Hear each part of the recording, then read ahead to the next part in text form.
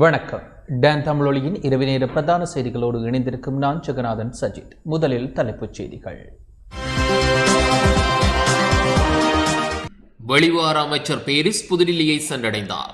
பாரத பிரதமர் உட்பட முக்கிய தலைவர்களுடன் பேச்சு நடத்த உள்ளார். காப்போத உயர்தர பரீட்சை நாளை ஆரம்பம். ஏற்பாடுகள் அனைத்தும் பூர்த்தி. லங்கா ஐஓசி நிறுவனம் எரிபொருள் விலையை இன்று நள்ளிரவு முதல் அதிகரிக்க தீர்மானித்துள்ளது.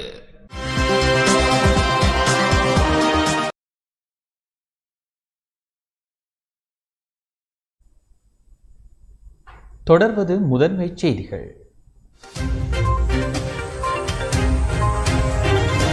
அனுசரணை. நமது வாழ்க்கை நமது கடமை. டெங்கு தொலையை அழித்தளிக்க ஒன்றாய் இணைவோம். வெளிவிவகார அமைச்சர் ஜிஎல் பீரிஸ் இந்திய தலைநகர் டெல்லியை சென்றடைந்துள்ளார். இந்தியாவிற்கு 2 நாள் உத்தியோகபூர்வ விஜயம் மேற்கொண்டுள்ள வெளிவிவகார அமைச்சர் பேராசிரியர் ஜிஎல் பீரிஸ் டெல்லியை சென்றடைந்துள்ளார். இந்திய வெளிவிவகார அமைச்சர் ஜெய்சங்கரின் அழைப்பின் பேரில் 2 நாள் உத்தியோகபூர்வ விஜயமாக அவர் டெல்லி சென்றுள்ளார். செவ்வாய்க்கிழமை வரை டெல்லியில் தங்கியிருக்கும் அவர் நரேந்திர மோடி, இந்திய வெளிவிவகார அமைச்சர் ஜெய்சங்கர் உட்பட முக்கியஸ்தர்கள் பலரையும் சந்தித்து கலந்துரையாட உள்ளார். நாளை காலை 11 மணிக்கு வெளியுறவுத்துறை செயலர் ஹர்ஷ்வர்தனையும், மாலை 6 மணிக்கு வெளிவிவகார அமைச்சர் கலாநிதி எஸ் ஜெய்சங்கரையும் அமைச்சர் ஜிஎல் பீரிஸ் சந்தித்து கலந்துரையாடுவார் என்று இந்திய உள்துறை அமைச்சகம் கூறியுள்ளது.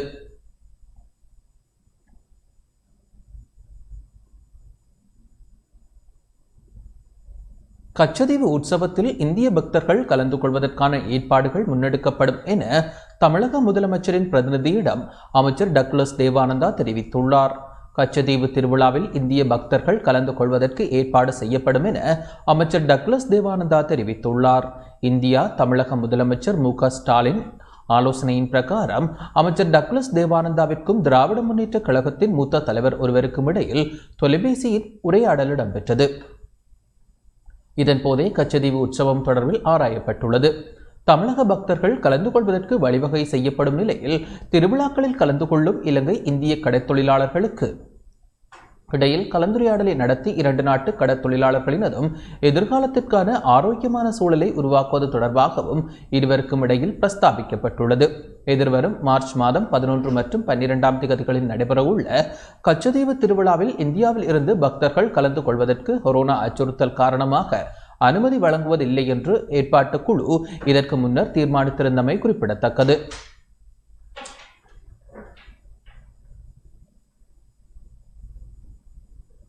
லங்கா ஐஓசி நிறுவனம் எரிபொருள் விலையை அதிகரிக்க தீர்மானித்துள்ளது. லங்கா ஐஓசி நிறுவனம் இன்று நள்ளிரவு முதல் எரிபொருள் விலையை அதிகரிக்க தீர்மானித்துள்ளது. இதற்கமைய 1 லிட்டர் ஆட்டோ டீசலின் விலை 3 ரூபாவினால் அதிகரிக்கப்பட உள்ளது. 121 ரூபாவிற்கு விற்பனை செய்யப்படும் 1 லிட்டர் ஆட்டோ டீசல் லிட்டர் 124 ரூபாய் என்ற புதிய விலைக்கு விற்பனை செய்யப்பட உள்ளது. அதே நேரம் 92 எல்பி ரக பெட்ரோல் லிட்டர் ஒன்றிற்கு 7 ரூபாவினால் அதிகரிக்கப்பட உள்ள நிலையில் 184 ரூபாய் என்ற புதிய விலைக்கு விற்பனை செய்யப்படும் என அறிவிக்கப்பட்டுள்ளது. இது தவிர 95 ஆக்டேன் ரக பெட்ரோல் 3 ரூபாவினால் அதிகரிக்கப்பட்டு 213 ரூபாவிற்கு விற்பனை செய்யப்படும் என லங்கா ஐஓசி நிறுவனம் தெரிவித்துள்ளமை குறிப்பிடத்தக்கது.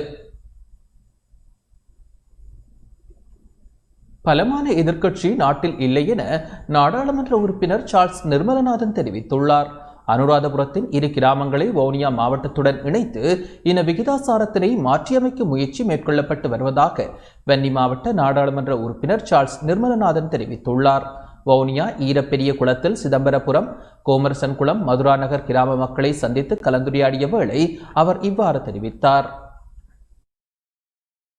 வடமாகாணத்தில் வவுனியா, முல்லைத்தீவு மாவட்டங்கள் தான் இந்த குடியேற்ற கிராமங்களாக தென்பகுதியில் இருக்கின்றவர்களை இங்கு வந்து குடியேற்றுகின்ற ஒரு பிரதேசமாக மாறியிருக்கிறது. தமிழர்களுடைய இன விகிதாசாரத்தை வடக்கில் குறைக்கின்ற நோக்கத்திற்காக அந்த குடியேற்றங்கள் நடைபெறுகிறது. குடியேற்றங்களில் 2 வகை இருக்கிறது. ஒன்று, இங்கிருக்கின்ற அரச நிலங்களில் அவர்களை குடியேற்றுவது.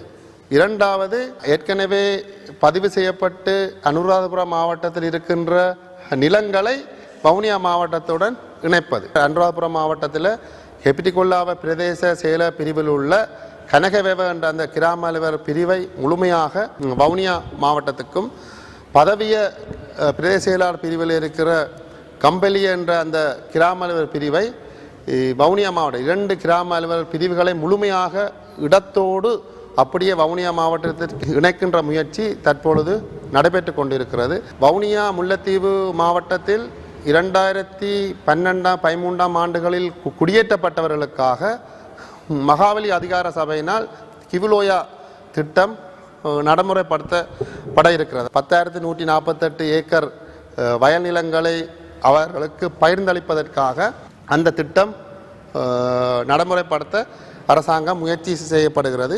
வடகிழக்கைச் சேர்ந்த தமிழர்களுடைய அரசியல் தீர்வு நோக்கிய பயணத்தில் 13 பாராளுமன்ற உறுப்பினர்கள் பாராளுமன்றத்தில் இருக்கிறார்கள். தமிழர்களுடைய இனம் சார்ந்த விடயத்தில் அந்த 13 பாராளுமன்ற உறுப்பினர்களும் பாராளுமன்றத்தில் ஒற்றுமையாகத்தான் பயணித்துக் கொண்டிருக்கிறார்கள் என்பதை நான் உங்களுக்கு கூறிக்கொள்ள விரும்புகிறேன். 13ஆம் திருத்தச் சட்டம் தமிழர்களுக்கு தீர்வு அமையாது. 13ஆம் திருத்தச் சட்டத்தை பொறுத்தவரையில் காணி அதிகாரம் என்பது மாகாண முதலமைச்சருக்கு இல்லை. ஆகவே ஒரு காணி அதிகாரம் இல்லாத ஒரு அதிகார பகிர்வு அல்லது அதிகார நடைமுறை என்பது எங்களுடைய மக்களுக்கு தீர்வாக அமையாது. வடபகுதியில் இருக்கின்ற மீனவர்களையும் இந்திய மீனவர்களுக்கும் இடையில் தற்போது ஒரு முரண்பட்ட நிலையை இலங்கை அரசாங்கம் உருவாக்கி இருக்கிறது. இந்திய பிரதமருக்கு இந்த கடிதங்கள் கொடுத்ததன் பிற்பாடுதான் இந்த சம்பவங்கள் கடலில் நடைபெறுகிறது. நாட்டில் தற்பொழுது இருக்கின்ற பாராளுமன்றத்தில் ஒரு நல்ல ஒரு பலம் வாய்ந்த எல்லா மக்களையும் அனுசரித்து கூடிய ஒரு எதிர்க்கட்சி ஒன்று இல்லை. எதிர்க்கட்சி என்பது ஒரு முழுமையாக ஒரு ராஜதந்திர ரீதியாக அணுக வேண்டும், எல்லாரையும் ஒற்றுமைப்படுத்த வேண்டும். அப்படியான ஒரு எதிர்க்கட்சியும் தற்போது இல்லாத காரணத்தினால் அவர்களுக்கு அவர்களுடைய ஆட்சியை தொடர்ச்சியாக தக்க வைத்துக் கொள்வதற்கு அது ஒரு சந்தர்ப்பமாகவும் அமைந்து கொண்டிருக்கிறது என்பதை நான் கூறிக்கொள்கிறேன்.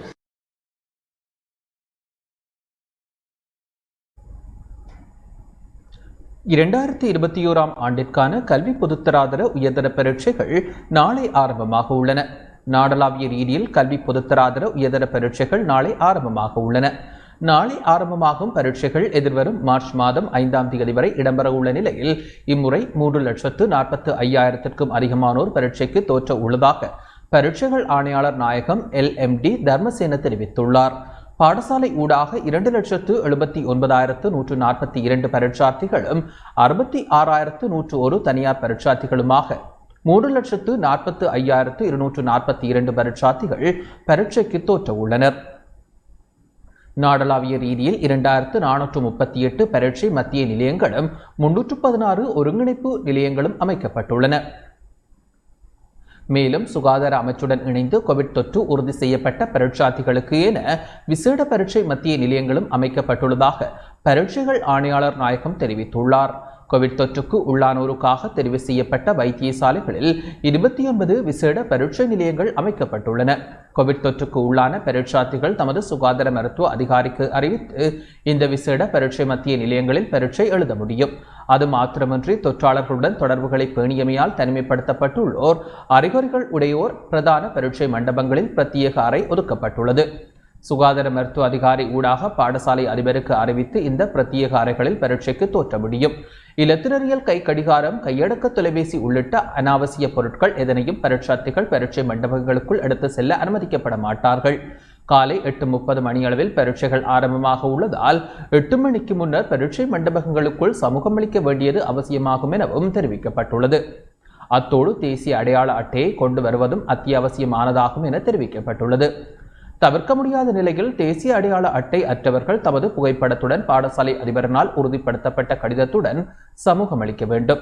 தேசிய அடையாள அட்டை அற்றவர்களின் பரீட்சை பெறுபவர்கள் உண்மைத்தன்மை உறுதிப்படுத்தப்பட்டதன் பின்னர் சற்று தாமதமாகவே வெளியிடப்படும் என பரீட்சைகள் ஆணையாளர் நாயகம் தெரிவித்துள்ளார்.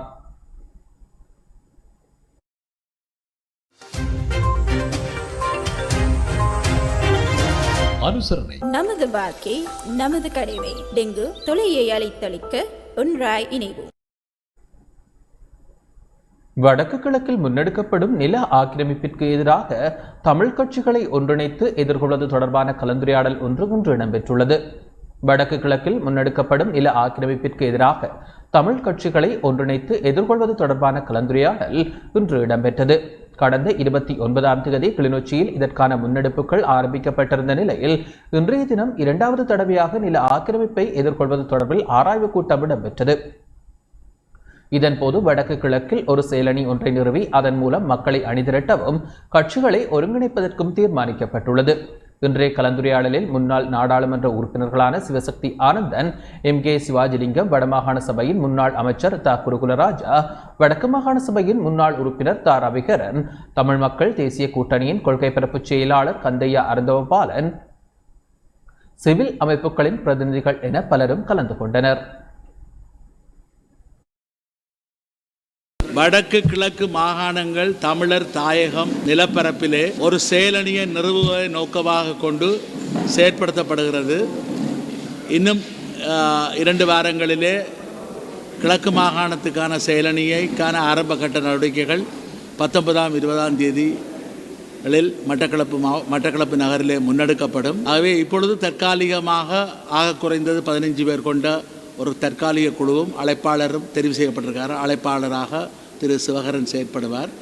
கிழக்கு மாகாணத்திலும் செயற்படுத்தப்பட்டதன் பின்னர் ஒவ்வொரு நிர்வாக மாவட்டத்துக்கும் தனித்தனியான குழுக்கள் அமைக்கப்பட்டு, அதே போல் பிரதேச செயலக பிரிவுகளுக்கும் குழுக்கள் அமைக்கப்பட்டு என்னென்ன வழிகளிலே தாயகத்தை காப்பாற்றுவதற்காக நடவடிக்கைகள் எடுக்க முடியுமோ அத்தனை நடவடிக்கைகளையும் எடுப்பதற்கான ஒரு முழுமையான குறுகிய கால, இடைக்கால, நீண்டகால வேலை திட்டத்தை கொண்டதாக இந்த செயலணி கட்சி சார்பற்ற முறையிலே சிவில் அமைப்புகள், மத பெரியோர்கள், தமிழ் மக்களுடைய பிரதித்துவ அமைப்பாக இது செயற்படக்கூடிய விதத்திலே செயற்படுத்துவதற்கு நாங்கள் எண்ணியுள்ளோம். கிழக்கு மாகாணத்திலும் இந்த நில அபகரிப்புக்கு எதிரான கிழக்கு மாகாண செயலணி ஒன்றும் அமைப்பது தொடர்பாக இங்கே தீர்மானிக்கப்பட்டிருக்கிறது. ஆகவே யுத்தம் நிறைவடைந்த 3 வருடங்கள் ஆகியும் இதுவரைக்கும் இந்த சிங்கள குடியேற்ற நில அபகரிப்புக்கு எதிராக பல்வேறுபட்ட ஜனநாயக ரீதியான போராட்டங்களை அரசியல் கட்சிகள், சிவில் அமைப்புகள் நடத்தியிருந்தாலும் கூட அது முற்றுமுழுதாக தடுத்து நிறுத்த முடியாத ஒரு நிலைமை தான் தொடர்கின்றது. ஆகவே எதிர்காலத்திலே இந்த குடியேற்றங்கள், நில அபகரிப்பை தடுத்து நிறுத்துவதற்கு பல்வேறுபட்டவர்கள் ஒன்றிணைந்து திட்டமிடப்பட்டு இதற்கு எதிரான சாத்வீகமான சகல நடவடிக்கைகளை மேற்கொள்வதாக இந்த செயலணி தீர்மானிக்கப்பட்டுள்ளது. அரசு தாதி உத்தியோகத்தர்கள் சங்கம் வேலைநிறுத்த போராட்டத்தில் ஈடுபட உள்ளது. அரசு தாதி உத்தியோகத்தர்கள் சங்கம் நாளைய தினம் வேலைநிறுத்த போராட்டத்தினை முன்னெடுக்க தீர்மானித்துள்ளது. நாடளாவிய ரீதியில் 15 சுகாதார தொழிற்சங்கங்கள் இணைந்து பதவி உயர்வு, இடர்கால கொடுப்பனவு, சம்பள முரண்பாடு உள்ளிட்ட பிரச்சினைகளை முன்வைத்து தீர்வு கிடைக்கும் வரையில் தொடர் வேலைநிறுத்த போராட்டத்தில் ஈடுபட தீர்மானித்துள்ளன. அதற்கு ஆதரவு அளிக்கும் வகையில் யாழ் போதனா வைத்தியசாலை தாதி உத்தியோகத்தர்களும் வேலைநிறுத்த போராட்டத்தில் ஈடுபட உள்ளனர். வேலைநிறுத்த காலத்தில் அவசர மற்றும் உயிர்காக்கும் சேவைகளில் மாத்திரமே தாதிய உத்தியோகத்தர்கள் ஈடுபடுவார்கள் என அறிவிக்கப்பட்டுள்ளது.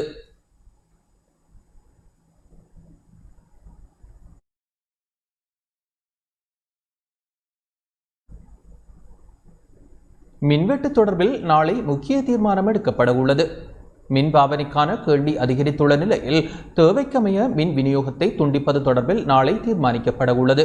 பொது பயன்பாட்டு ஆணைக்குழுவில் இன்று இடம்பெற்ற ஊடகவியலாளர் சந்திப்பில் கலந்து கொண்டு கருத்து தெரிவிக்கையிலேயே இலங்கை பொது பயன்பாட்டு ஆணைக்குழுவின் தலைவர் ஜனக ரத்நாயக்க இந்த தகவலை தெரிவித்துள்ளார். மின் உற்பத்திக்கும் தேசிய மின் விநியோகத்திற்கும் இடையில் 300 மெகாவாட் இடைவெளி காணப்படுகின்றது.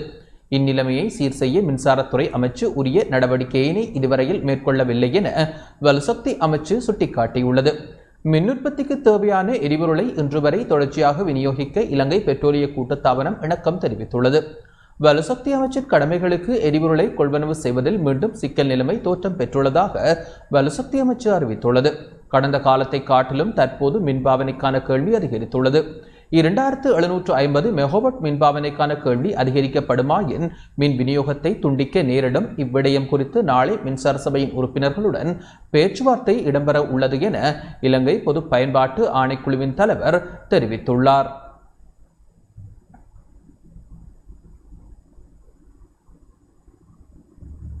அத்தியாவசிய உணவுப் பொருட்களை இறக்குமதி செய்வதற்காக இந்தியா மற்றும் ஆஸ்திரேலியாவிடம் கடன் உதவி பெற்றுக்கொள்ள தீர்மானிக்கப்பட்டுள்ளது. எதிர்வரும் சித்திரை புத்தாண்டு காலப்பகுதிக்கு தேவையான அத்தியாவசிய உணவுப் பொருட்கள் உள்ளிட்டவற்றை இறக்குமதி செய்வதற்காக இந்தியா மற்றும் ஆஸ்திரேலியா ஆகிய நாடுகளிடம் கடன் உதவிகளை பெற்றுக்கொள்வதற்கு நடவடிக்கை எடுக்கப்படுவதாக வர்த்தக அமைச்சர் பந்துல குணவர்த்தன தெரிவித்துள்ளார். இந்தியாவிடமிருந்து $1 பில்லியன் அமெரிக்க டாலரையும் ஆஸ்திரேலியாவிடம் இருந்து $200 பில்லியன் கடனாக பெற்றுக்கொள்வதற்கான கலந்துரையாடல்கள் முன்னெடுக்கப்படுவதாக அமைச்சர் சுட்டிக்காட்டியுள்ளார். அரிசி, பருப்பு மற்றும் மருந்து உட்பட அத்தியாவசிய பொருட்களை இந்த கடன் உதவிகளின் கீழ் பெற்றுக்கொள்வதற்கு எதிர்பார்க்கப்படுகின்றது. இந்த கடனுதவிகளை தவணை அடிப்படையில் மீள செலுத்துவதற்கு வர்த்தக அமைச்சு தீர்மானித்துள்ளது. ஆஸ்திரேலியாவில் இருந்து இறக்குமதி செய்யப்படும் பருப்பினை பதப்படுத்துவதற்கான தொழிற்சாலை ஒன்றினை நிர்மாணிப்பது தொடர்பில் அவதானம் செலுத்தப்பட்டுள்ளது.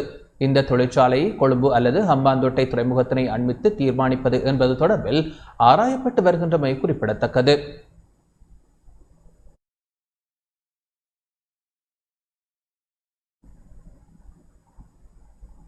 பிரிட்டன் அமைச்சர் தாரிக் அஹமட் இலங்கை பிரச்சினை குறித்து சுட்டிக்காட்ட தவறிவிட்டதாக தமிழ் அரசியல் பிரதிநிதிகள் கவலை வெளியிட்டுள்ளனர். இலங்கைக்கு விஜயம் செய்த பிரிட்டன் அமைச்சர் தாரிக் அஹமட் தொடரும் சட்டவிரோதமான கைதுகளும் தடுத்து வைப்புகளும் சித்திரவதைகளும் காணாமற் போதல்களும் பற்றி எவ்வித கருத்தும் தெரிவிக்க தவறியமையை கண்டித்து தமிழ் அரசியல் கட்சிகளின் பிரதிநிதிகள் கூட்டாக கவலை வெளியிட்டுள்ள கடிதத்தை அனுப்பியிருக்கின்றனர். சீரழிந்து வரும் மனித உரிமைகள் தொடர்பில் மேலதிக ஆதாரங்களை வழங்குவதற்காக பிரிட்டன் அமைச்சரை நேரில் சந்திப்பதற்கும் கோரிக்கை விடுத்துள்ளனர். பிரித்தானிய அமைச்சர் தாரிக் அஹமட் கடந்த மாதம் இலங்கைக்கு விஜயம் செய்து ஜனாதிபதி, பிரதமர், அமைச்சர்கள், ஏனைய அரசியல்வாதிகள், சிவில் அமைப்புகளின் பிரதிநிதிகளுடன் சந்திப்பை நடாத்தியிருந்தார். அதன் பின்னர் தமிழ் அரசியல் பிரச்சினைகள் குறித்து தமது கரிசனைகளை வெளியிட்டு அவருக்கு கடிதம் ஒன்றை கையளித்துள்ளனர். குறித்த கடிதத்தில் நாடாளுமன்ற உறுப்பினர்களான CV விக்னேஸ்வரன், தர்மலிங்கம் சித்தார்த்தன், செல்வம் அடைக்கலநாதன், வினோலோகநாத லிங்கம், சார்ல்ஸ் நிர்மலநாதன், கோவிந்தம் கருணாகரம் ஆகியோருடன் சிவாஜிலிங்கம், அனந்தி சசிதரன் ஆகியோரும் இக்கடிதத்தில் கையொப்பமிட்டுள்ளனர். நாடாளுமன்ற உறுப்பினர் சிவஞானம் ஸ்ரீதரன் கடிதத்தை அனுப்பி வைத்துள்ளார். அக்கடிதத்தில் இலங்கை போலீசாருக்கு பயிற்சி வழங்கும் நடவடிக்கையினை ஸ்கொட்லாந்து போலீசார் நிறுத்தியதை வரவேற்கின்றோம். அம்முடிவில் மாற்றம் இருக்காது என்று நம்புகின்றோம் என குறிப்பிட்டுள்ளனர். அண்மையில் இலங்கை போலீசாரின் தடுப்பில் நடந்த சித்திரவதைகள் மற்றும் மரணங்கள் தொடர்பாக ஊடகங்களில் வெளிவந்த செய்திகளையும் கோடிட்டு காட்டியுள்ளனர்.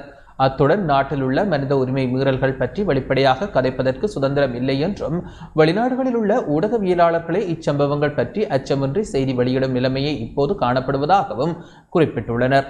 அத்தோடு நவம்பர் 2019 முதல் இன்று வரையான காலப்பகுதியில் ஊடகங்களில் பதிவான 809 மனித உரிமை மீறல் சம்பவங்கள் ஆவணப்படுத்தப்பட்ட 66 பக்கங்கள் கொண்ட விரிவான பட்டியலையும் இணைத்து குறித்த கடிதம் அனுப்பி வைக்கப்பட்டுள்ளது குறிப்பிடத்தக்கது.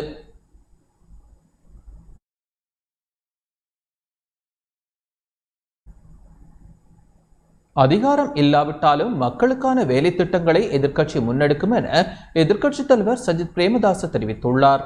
தமது ஆட்சியில் சுற்றுச்சூழல் பாதுகாப்பு தொடர்பில் அவதானம் செலுத்தப்பட உள்ளதுடன் அதற்கான திட்டங்களை நடைமுறைப்படுத்த உள்ளதாக எதிர்க்கட்சித் தலைவர் சஜித் பிரேமதாச தெரிவித்துள்ளார்.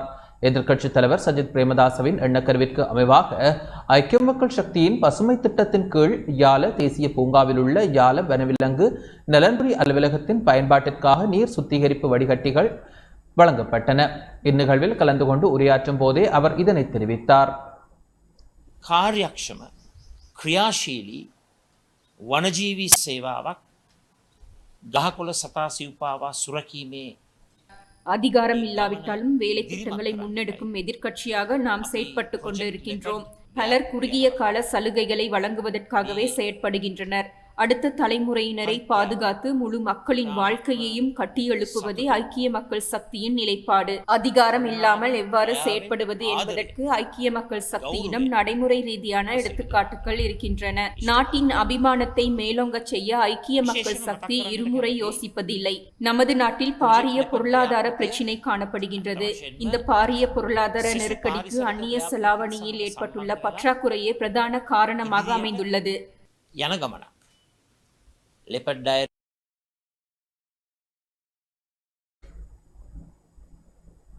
சர்வதேச நாடுகள் எமது நாட்டின் மீது குற்றம் சுமத்தும் நிலை ஏற்பட்டுள்ளதாக நாடாளுமன்ற உறுப்பினர் முஜிபுர் ரஹ்மான் தெரிவித்துள்ளார். அண்மையில் நிதியமைச்சர் பஷில் ராஜபக்ஷ முன்வைத்துள்ள கருத்துக்கள் சர்வதேச நாடுகள் எமது நாட்டின் மீது குற்றச்சாட்டுக்களை முன்வைக்கும் நிலைக்கு தள்ளியுள்ளதாக ஐக்கிய மக்கள் சக்தியின் நாடாளுமன்ற உறுப்பினர் முஜிபுர் ரஹ்மான் தெரிவித்துள்ளார். எதிர்க்கட்சித் தலைவர் காரியாலயத்தில் இன்று இடம்பெற்ற ஊடக சந்திப்பின் போதே அவர் இதனை தெரிவித்தார். මහාචාර්ය ජීඑල් පීරිස් මැතිතුමාත් මාධ්‍යවලට ඇවිල්ලා කියනවා එතුමා බැසිල් රාජපක්ෂ මහත්තයාගෙන් මේ ගැන විමසුවා එතුමා කියනවායි කියලා එහෙම දෙයක් කිව්වේ නැහැයි කියලා. நிதியமைச்சர் நடாத்திய ஊடக சந்திப்பு தொடர்பான விடயம் சர்வதேச மட்டத்தில் பாரிய தாக்கத்தை ஏற்படுத்தியுள்ளது. காரணம், குறித்த சந்திப்பின் போது வடகொரியாவிலிருந்து ஆயுத கொள்வனவை மேற்கொண்டதான கருத்து மற்றும் நாட்டின் பொருளாதாரத்தை கட்டியெழுப்புவதற்கு கருப்பு சந்தையிலிருந்து டொலரை பெற்றுக்கொண்டதான கருத்தினையும் முன்வைத்திருந்தார். இந்த கருத்துக்கள் காரணமாக சர்வதேசத்தினுள் நாட்டின் மீது சில குற்றச்சாட்டுகள் முன்வைக்கப்பட்டுள்ளன. இந்நிலையில் சர்வதேச ஒப்பந்தங்கள் உடன்பாடுகளுக்கு வந்துள்ளோம். இந்நிலையில் நிதியமைச்சர் முன்வைத்த கருத்தினூடாக அந்த ஒப்பந்தங்கள் உடன்படிக்கைகளினூடான நம்பிக்கை இழக்கப்படும் நிலைமை உருவாகியுள்ளது. அது மாத்திரமல்லாது நிதியமைச்சரை நியமிப்பதற்கு முன்னர் தற்போது அரசாங்கத்தில் அங்கம் வகிப்போர் 7 மூளைகளை கொண்ட ஒருவர் என்ற கருத்தை முன்வைத்திருந்தனர். இந்நிலையில் அவர் முன்வைத்த கருத்துக்களினூடாக அவருடைய பொருளாதார அறிவு தொடர்பில் கேள்வி எழுந்துள்ளது. அதேபோல் அவருடைய கருத்துக்களின் காரணமாக நாட்டின் நட்பேருக்கு களங்கம் ஏற்படுவதற்கான வாய்ப்புகளும் ஏற்பட்டுள்ளது. ஒரு நாட்டில் நிதியமைச்சரின் கருத்துக்களினூடாகவே சர்வதேச முதலீட்டாளர்கள் குறித்த நாட்டில் முதலீட்டை மேற்கொள்ள முடியுமா என்ற தீர்மானத்திற்கு வருகின்றனர். රටක මුදල් ඇමතිවරු කියන කතා නෙමේ එතුමා මේ ප්‍රකාශයට පත් කරන්නේ. வீழ்ச்சி கண்ட நாட்டை கட்டியெழுப்ப முடியுமா என ஐக்கிய மக்கள் சக்தி கேள்வி எழுப்பியுள்ளது. அரசாங்கத்தினால் 3 வருடத்தினுள் வீழ்ச்சி கண்ட நாட்டை கட்டியெழுப்ப முடியுமா என ஐக்கிய மக்கள் சக்தியின் நாடாளுமன்ற உறுப்பினர் அசோக் அபேசிங்க கேள்வி எழுப்பியுள்ளார். எதிர்க்கட்சித் தலைவர் காரியாலயத்தில் இன்று இடம்பெற்ற ஊடக சந்திப்பின் போதே அவர் இந்த கேள்வியை எழுப்பியுள்ளார். ආණ්ඩුව බලයට පත් වෙලා වසරයි ජනාධිපති බලයට පත් වෙලා වසර 2යි. ஜனாதிபதி ஆட்சிக்கு வந்து 2 வருடங்கள் கடந்துள்ளன. இந்நிலையில் ஜனாதிபதியின் சுபீட்சத்தின் நோக்கு கொள்கை பிரகடனத்தினுள் உலக நாடுகளினுள் எம்முடைய நாடு ஊழல் மிகுந்த நாடுகளின் பட்டியலில் 101வது இடத்திற்கு வந்துள்ளது. ஊழல் மோசடிகள் நிறைந்த நாடுகளின் பட்டியலுக்குள் எமது நாடு சென்றுள்ளது. சுபீட்சத்தின் நோக்கு சமர்ப்பிக்கப்பட்டு 2 வருடங்கள் கடந்துள்ள நிலையில் எமது நாடு பணவீக்கம் அதிகரித்த மட்டத்தில் காணப்படும் நாடுகளின் பட்டியலில் 12வது இடத்திற்கு வந்துள்ளது. நாட்டின் பணவீக்கம் 124% அதிகரித்துள்ளது. நாட்டு மக்கள் வாழ முடியாத நிலைக்கு தள்ளப்பட்டுள்ளனர். அத்துடன் உலக நாடுகளில் வீழ்ச்சியடையும் நாடுகளின் பட்டியலில் எமது நாடு முதலிடத்துக்கு வந்துள்ளது. இந்நிலையில் மேலும் 3 வருடங்கள் இருப்பதாகவும் அதனுள் நாட்டை சீர் செய்து விடலாம் எனவும் கூறுகின்றனர். இந்நிலையில் குறித்த அரசாங்கத்தினால் 3 வருடங்களுக்குள் வீழ்ச்சி கண்ட நாட்டை கட்டியெழுப்ப முடியுமா என்ற கேள்வி எழுந்துள்ளது. කරගන්න බැරුව ගියා. තව වසර 3ක් තියෙනවා. මේ වසර 3 අපි කොහොම හරි කරනවා කියලා. මේ වසර 3 මේගොල්ලන්ට කරන්න පුළුවන්ද? அரசாங்கத்தை வீழ்த்த ஒருபோதும் இடமளிக்க முடியாது என நாடாளுமன்ற உறுப்பினர் டயானா கமகே தெரிவித்துள்ளார். ஜனாதிபதி கோட்டாபய ராஜபக்ஷ தலைமையிலான அரசாங்கத்தை வீழ்த்த ஒருபோதும் இடமளிக்க முடியாது என ஐக்கிய மக்கள் சக்தியின் தேசிய பட்டியல் நாடாளுமன்ற உறுப்பினர் டயானா கமகே தெரிவித்துள்ளார். கம்பளை பகுதியில் இடம்பெற்ற ஸ்ரீலங்கா மகளிர் அமைப்பு கூட்டத்தில் கலந்து கொண்டு உரையாற்றும் போதே அவர் இதனை தெரிவித்தார். எதிர்காலத்தில் இடம்பெறவுள்ள தேர்தல்கள் குறித்து அரசியல் மட்டத்தில் பல்வேறுபட்ட கருத்துக்கள் குறிப்பிடப்படுகின்றன. நான் வழங்கிய ஐக்கிய மக்கள் சக்தி கட்சியை கூட எதிர்க்கட்சித் தலைவர் சஜித் பிரேமதாசவினால் சிறந்த முறையில் நிர்வகிக்க முடியாத நிலைமை தோற்றம் பெற்றுள்ளது. இவ்வாறான நிலையில் அவர் எவ்வாறு நாட்டை பாதுகாப்பார்? முட்டாள்தனமான யோசனைகளினால் ஐக்கிய மக்கள் சக்தி தற்போது 5ஆக பிளவடைந்துள்ளது. கட்சியின் பெயரில் மாத்திரமே ஐக்கியம் உள்ளது. உண்மையில் கட்சிக்குள் பாரிய முரண்பாடுகள் உள்ளன. கட்சியை சீர் செய்ய எதிர்க்கட்சித் தலைவர் உரிய நடவடிக்கைகளை முன்னெடுக்கவில்லை என அவர் மேலும் தெரிவித்துள்ளார்.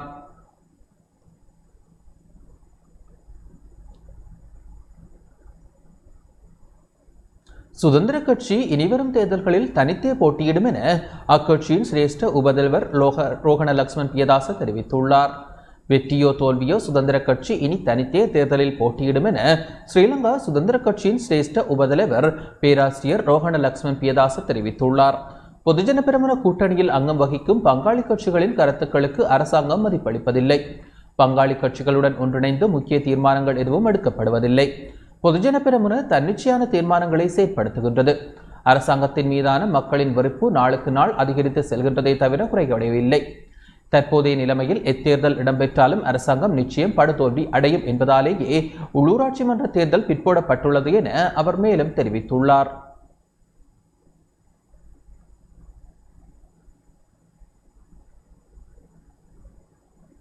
ராகம மருத்துவப்பீட மோதல் சம்பவம் தொடர்பில் உள்ளக விசாரணைகள் முன்னெடுக்கப்பட உள்ளது.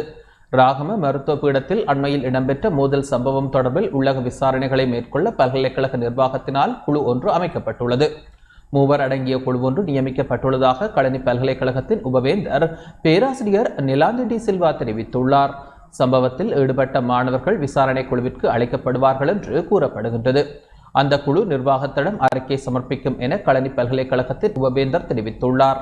கடந்த 2ஆம் தேதி காலை 4 வருட மாணவர்கள் 4 பேர் கொண்ட குழு ஒன்று ராகவ மருத்துவப்பீட விடுதியின் மீது 2 கார்களில் வந்து தாக்குதல் நடத்தியது.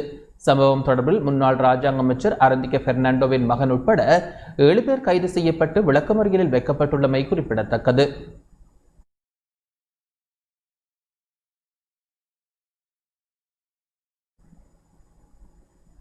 மின்சாரத்தை துண்டித்து அதிகாரத்தை பெற முயற்சிக்க வேண்டாம் என அமைச்சர் ஜோன்ஸ்டன் பெர்னாண்டோ தெரிவித்துள்ளார்.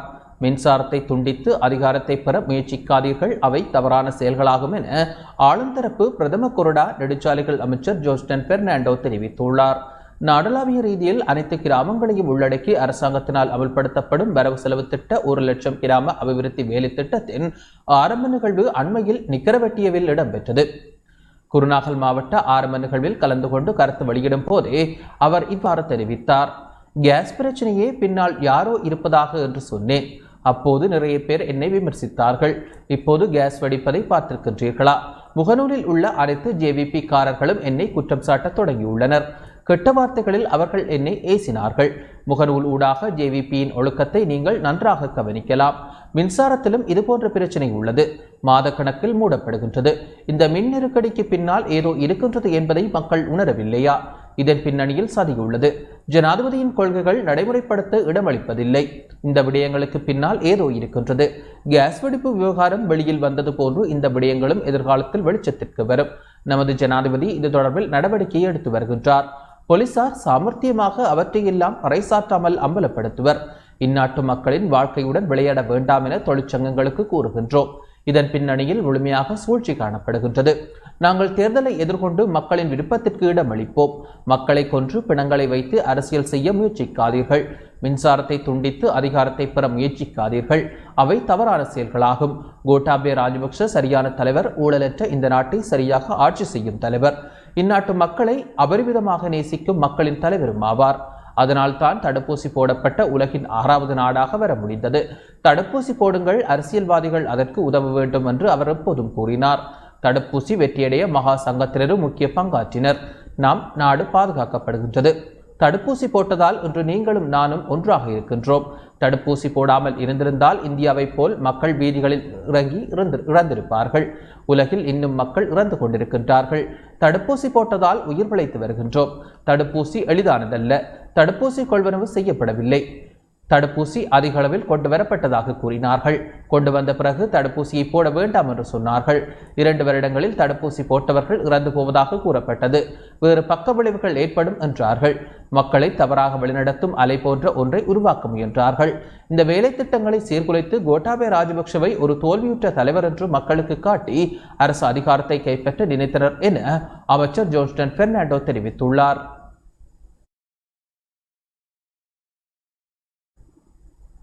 ஆளும் கட்சி நாடாளுமன்ற உறுப்பினரான லலித் எல்லாவலவிற்கு கொரோனா தொற்று உறுதி செய்யப்பட்டுள்ளது. ஸ்ரீலங்கா பொதுஜன பெரமுனவின் களுத்துறை மாவட்ட நாடாளுமன்ற உறுப்பினர் லலித் எல்லாவலவுக்கு கொரோனா வைரஸ் தொற்று உறுதிப்படுத்தப்பட்டுள்ளது. அவர் தற்போது வீட்டில் தனிமைப்படுத்தப்பட்டுள்ளார். இதுவரையில் 48 நாடாளுமன்ற உறுப்பினர்களுக்கு கொரோனா வைரஸ் தொற்று உறுதி செய்யப்பட்டுள்ளது. இந்த ஆண்டின் இதுவரையான காலப்பகுதியில் கொரோனா தொற்றுக்குள்ளான நிலையில் மொன்றாகலை மாவட்ட வைத்தியசாலையில் மாத்திரம் 14 பேர் உயிரிழந்துள்ளனர். இன்றைய தினம் 68 பேர் தொற்றுக்குள்ளான நிலையில் வைத்தியசாலையில் சிகிச்சைக்காக அனுமதிக்கப்பட்டனர் என வைத்தியசாலையின் வைத்திய அதிகாரி தனபால ரத்நாயக்க தெரிவித்துள்ளார். கொரோனா விடுதியில் 25 கட்டில்களே காணப்படும் நிலையில் கட்டிலுக்கு அடியில் இருந்தும் பலர் சிகிச்சை பெற்று வருவதாக மொன்றாகலை மாவட்ட வைத்தியசாலையின் வைத்திய அதிகாரி தெரிவித்துள்ளார். மன்னார் மாவட்டத்தில் கொரோனா தொற்றாளர்களின் எண்ணிக்கை சடதியாக அதிகரித்து வரும் நிலையில் கடந்த 5 நாட்களில் 197 கொரோனா தொற்றாளர்கள் அடையாளம் காணப்பட்டுள்ளனர் என மாவட்ட பிராந்திய சுகாதார சேவைகள் பணிப்பாளர் வைத்தியர் டீனா வினோதன் தெரிவித்தார். நேற்றைய தினம் மேற்கொள்ளப்பட்ட PCR பரிசோதனையின் போது புதிதாக 41 கொரோனா தொற்றாளர்கள் அடையாளம் காணப்பட்டுள்ளனர். அதன் அடிப்படையில் இவரிடம் 392 கொரோனா தொற்றாளர்களும் மாவட்டத்தில் தற்போது வரை 3581 கொரோனா தொற்றாளர்களும் அடையாளம் காணப்பட்டுள்ளனர் என அவர் கூறியுள்ளார். மாவட்டத்தில் இதுவரை 36 கொரோனா மரணங்கள் பதிவாகியுள்ளதாகவும் மாவட்ட பிராந்திய சுகாதார சேவைகள் பணிப்பாளர் வைத்தியர் டீனா வினோதன் தெரிவித்துள்ளார். தொற்றாளர்களின் எண்ணிக்கை அதிகரிக்கப்பட்டாலும் நாடு முடக்கப்படாது என சுகாதார சேவைகள் திணைக்களத்தின் பிரதி பணிப்பாளர் விசேட வைத்தியர் ஜி விஜயசூரிய தெரிவித்துள்ளார். தொற்றாளர்கள் பலர் வைத்தியசாலையில் அனுமதிக்கப்படுவதுடன் சிலர் வீடுகளில் சிகிச்சை பெற்று வருகின்றனர். இதனால் எதிர்வரும் 2-3 வாரங்களுக்கு கொரோனா தொற்றுக்குள்ளாதவர்களும் தங்களை பாதுகாப்பதற்கு தத்தமது வீடுகளிலேயே சுய தனிமைப்படுத்தல் நடவடிக்கைகளில் ஈடுபடுவது அவசியமாகும் என விசேட வைத்தியர் ஜி விஜயசூரிய குறிப்பிட்டுள்ளார். எப்பொழுதும் முகக்கவசத்தை உபயோகிங்கள், சமூக இடைவெளியை பேணுங்கள், எவ்வேளைகளிலும் கைகளை சவர்க்காரமிட்டு நன்றாக கழுவி சுத்தமாக வைத்துக் கொள்ளுங்கள், 3வது தடுப்பூசி அல்லது பூஸ்டர் தடுப்பூசியை பெற்றுக் கொள்ளுங்கள் என அனைவரிடமும் கேட்டுக்கொள்கின்றேன். அத்துடன் எல்லோரிடத்திலும் ஒமிக்ரான் வைரஸ் இருக்கும் என்ற எண்ணத்தில் நடந்து கொள்ளுங்கள். ஒருவருக்கு காய்ச்சல், தடிமன், தொண்டைவலி, இருமல் இருக்குமாயின் உடனடியாக வைத்தியர் ஒருவரின் உதவியை நாடுங்கள். மேலும் மக்கள் அதிக அளவில் கூடும் இடங்களுக்கு செல்ல வேண்டாம் என விசேட வைத்தியர் ஜி விஜயசூரிய கேட்டுக் கொண்டுள்ளார். மேல் மாகாணத்தில் தனிமைப்படுத்தல் உத்தரவை மீறி செயற்பட்ட 1291 பேருக்கு எச்சரிக்கை விடுக்கப்பட்டுள்ளதாக போலீஸ் தலைமையகம் தெரிவித்துள்ளது. மேல் மாகாணத்தில் தனிமைப்படுத்தல் உத்தரவை மீறி செயற்படுபவர்கள் தொடர்பில் விசேட கண்காணிப்பு நடவடிக்கைகள் முன்னெடுக்கப்பட்டு வருகின்றது. இந்த சோதனை நடவடிக்கைகள் நேற்றைய தினமும் இடம்பெற்றிருந்த நிலையில் 675 போலீசார் இணைந்து இந்த சோதனை நடவடிக்கையை முன்னெடுத்துள்ளனர். இந்நிலையில் 3233 மோட்டார் சைக்கிள் ஓட்டுநர்களும் 2137 முச்சக்கர வண்டி ஓட்டுநர்களும் இதன்போது சோதனைக்குட்படுத்தப்பட்டுள்ளனர். திண்மக் கழிவுகளை கொண்டு சேதன பசலை உற்பத்தி செய்யும் திட்டத்தை விரிவுபடுத்த யாழ்ப்பாணம் வலிகாமம் தென்மேற்கு பிரதேச சபை நடவடிக்கை எடுத்துள்ளது. யாழ்ப்பாணம் கல்லுண்டாய் வெளியில் திண்மக் கழிவுகளை கொண்டு சேதன பசலை உற்பத்தி செய்வதற்கான புதிய கட்டடத்திற்கான அடிக்கல் நாட்டும் நிகழ்வு இன்று இடம்பெற்றது. வலிகாமம் தென்மேற்கு பிரதேச சபைக்குட்பட்ட கல்லுண்டாய் வெளியில் திண்மக் கழிவுகளை அகற்ற பிரதேச சபைக்கு வழங்கப்பட்ட 10 ஏக்கர் நிலப்பரப்பில் 4 ஏக்கர் நிலப்பரப்பில் திண்மக் கழிவு முகாமைத்துவம் செய்து சேதன பசலை உற்பத்தி நிலையம் அமைக்கப்பட உள்ளது. பிரதேச சபையால் ஏற்கனவே கல்லுண்டாய் தரிசு நிலத்தில் மண் நிரப்பப்பட்டு சேதன பசலை உருவாக்குவதற்கான நிலையம் அமைக்கப்பெற்று வடக்கு மாகாணத்தில் குறித்த சேதன பசலை நிலையம் முன்னணி வகித்து வரும் நிலையில் மேலும் ஒரு நிலையம் 1,25 லட்சம் ரூபாய் நிதி ஒதுக்கீட்டில் நிறுவப்பட உள்ளது. வலிகாமம் தென்மேற்கு பிரதேச சபையின் தவிசாளர் ஆ ஜெபனேசன் தலைமையில் இடம்பெற்ற நிகழ்வில் வடக்கு மாகாண விவசாய பணிப்பாளர் எஸ் சிவகுமார், சண்டிலிப்பாய் பிரதேச செயலர் யசோதா உதயகுமார், சண்டிலிப்பாய் கமநல பெரும்போக உத்தியோகத்தர், பொது சுகாதார பரிசோதகர்கள், கிராம அலுவலர், பிரதேச சபையின் செயலாளர், சபையின் உத்தியோகத்தர்கள், ஊழியர்கள் என பலரும் கலந்து கொண்டிருந்தமை குறிப்பிடத்தக்கது.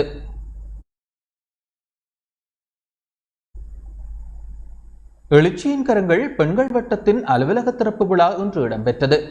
எழுச்சியின் கரங்கள் பெண்கள் வட்டத்தின் அலுவலக திறப்பு விழாவும் 2ஆம் ஆண்டு விழா நிகழ்வும் வவுனியா சிதம்பரநாதர் பகுதியில் இன்று இடம்பெற்றது. பெண்கள் வட்டத்தின் தலைவர் வி லோகேஸ்வரி தலைமையில் இடம்பெற்ற நிகழ்வில் முதன்மை அதிதியாக வவுனியா உதவி பிரதேச செயலாளர் பிரியதர்ஷினி சஜீவன் கலந்து கொண்டார். மங்கள விளக்கேற்றலுடன் ஆரம்பமான நிகழ்வில் பெண்கள் வடத்திற்கான புதிய கட்டடத்தை உதவி பிரதேச செயலாளர் நாடாவட்டி உத்தியோகபூர்வமாக திறந்து வைத்தார். பட்டிமன்றம், கவிதா நிகழ்வு போன்ற கலை நிகழ்வுகளுடன் பரிசளிப்பு நிகழ்வும் இடம்பெற்றது. நிகழ்வில் தமிழ்மணி மேலிக்குமரன், தமிழருவி சிவகுமாரன், கிராம சேவையாளர் ப ஜனகன், பெண்கள் சிறுவர்கள் என பலரும் கலந்து கொண்டனர்.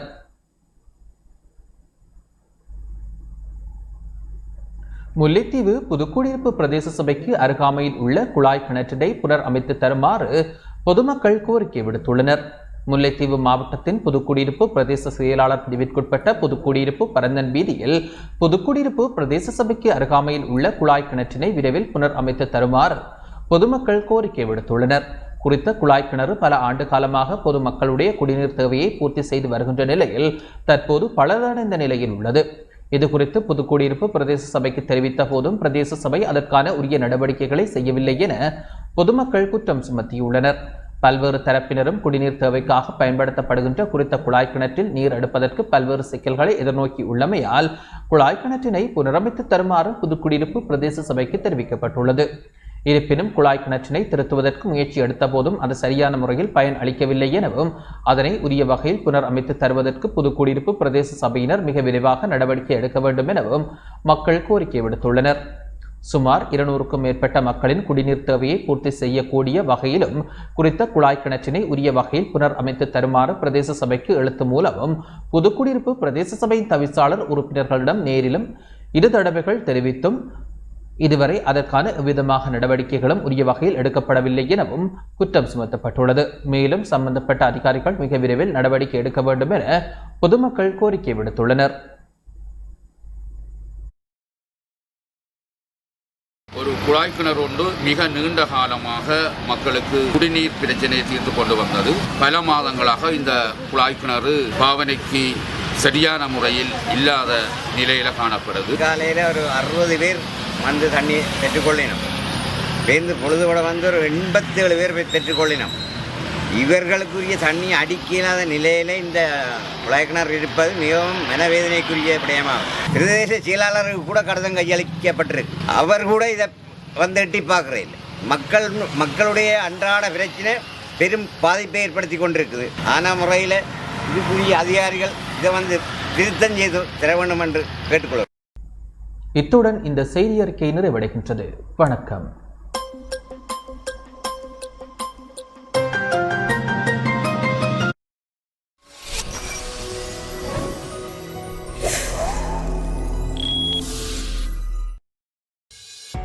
டான் தமிழொலியின் புத்தம் புதிய நிகழ்ச்சிகளை உடனுக்குடன் பார்த்து மகிழ எமது யூடியூப் பக்கத்தை சப்ஸ்கிரைப் செய்யுங்கள்.